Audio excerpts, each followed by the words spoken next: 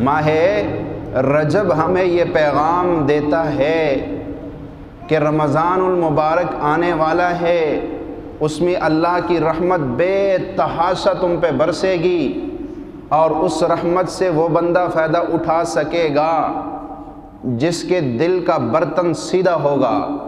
بارش کتنی ہی کیوں نہ برس رہی ہو، اگر بارش میں چلنے والا اس نے برتن کو الٹا کیا ہوا ہے تو ایک قطرہ پانی بھی وہ بارش کا نہیں لے کے جا سکتا ہے۔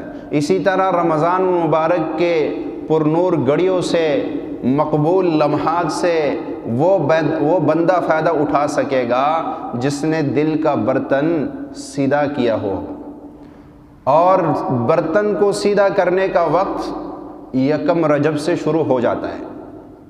ماہ رجب میں اس برتن کو سیدھا کرنے کی کوشش کرو، نہ ہو شعبان میں سیدھا کرنے کی کوشش کرو، انشاءاللہ 60 دنوں کے اندر یہ برتن سیدھا ہو جائے گا۔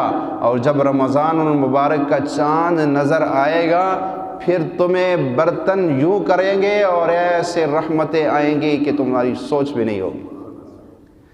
اس لیے رجب کے پیغام کو سمجھو، رجب کیا پیغام دے کے گیا، رجب کیوں آیا اور کیا پیغام دے کے جا رہا ہے۔